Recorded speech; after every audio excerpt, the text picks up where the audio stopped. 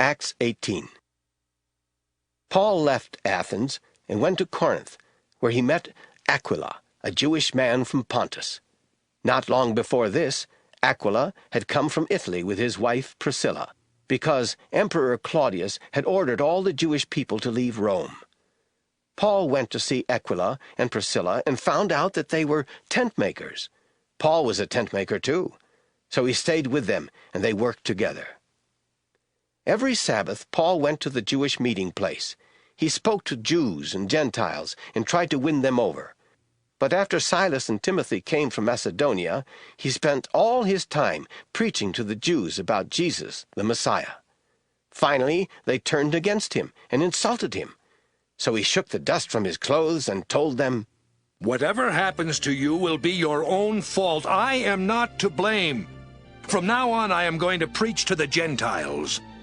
Paul then moved into the house of a man named Titius Justus, who worshipped God and lived next door to the Jewish meeting place. Crispus was the leader of the meeting place. He and everyone in his family put their faith in the Lord. Many others in Corinth also heard the message, and all the people who had faith in the Lord were baptized. One night Paul had a vision, and in it the Lord said, "Don't be afraid to keep on preaching. Don't stop. I am with you, and you won't be harmed. Many people in this city belong to me." Paul stayed on in Corinth for a year and a half, teaching God's message to the people. While Gallio was governor of Achaia, some of the Jewish leaders got together and grabbed Paul. They brought him into court and said, "This man is trying to make our people worship God in a way that is against our law."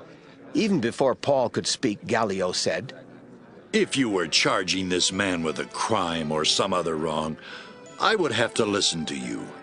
But since this concerns only words, names, and your own law, you will have to take care of it.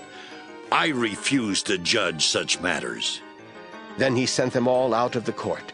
The crowd grabbed Sosthenes, the Jewish leader, and beat him up in front of the court, but none of this mattered to Gallio. After Paul had stayed for a while with the Lord's followers in Corinth, he told them goodbye and sailed on to Syria with Aquila and Priscilla. But before he left, he had his head shaved at Cenchreae, because he had made a promise to God.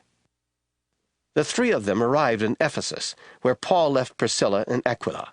He then went into the Jewish meeting place to talk with the people there. They asked him to stay longer, but he refused. He told them goodbye and said, "If God lets me, I will come back." Paul sailed to Caesarea, where he greeted the church. Then he went on to Antioch. After staying there for a while, he left and visited several places in Galatia and Phrygia. He helped all the followers there to become stronger in their faith. A Jewish man named Apollos came to Ephesus. Apollos had been born in the city of Alexandria. He was a very good speaker and knew a lot about the Scriptures. He also knew much about the Lord's way, and he spoke about it with great excitement. What he taught about Jesus was right, but all he knew was John's message about baptism.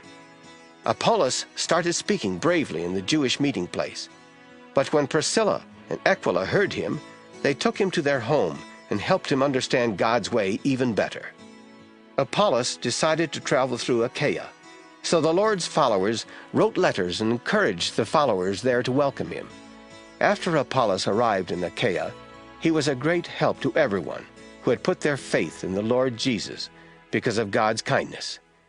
He got into fierce arguments with the Jewish people, and in public he used the Scriptures to prove that Jesus is the Messiah.